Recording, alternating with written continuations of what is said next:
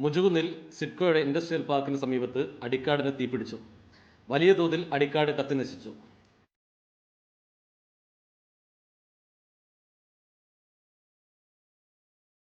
തീ പടരുന്നത് ശ്രദ്ധയിൽപ്പെട്ട നാട്ടുകാർ ഫയർഫോഴ്സിൽ വിവരമറിയിക്കുകയായിരുന്നു. കൊയിലാണ്ടിയിൽ നിന്നും ഫയർഫോഴ്സ് സ്ഥലത്തെത്തി. നാട്ടുകാരും ഫയർഫോഴ്സും ചേർന്ന് ഏറെ നേരത്തെ പരിശ്രമത്തിനൊടുവിലാണ് തീയണച്ചത്.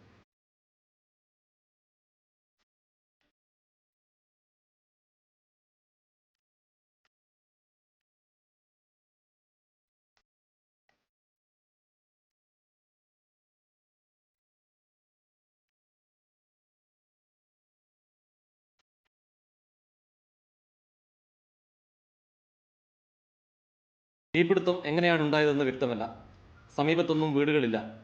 വേനലായതിനാൽ അടിക്കാടുകൾ ഉണങ്ങിക്കിടക്കുകയായിരുന്നു. ഇത് വലിയ തോതിൽ തീ പടരാനിടയാക്കി.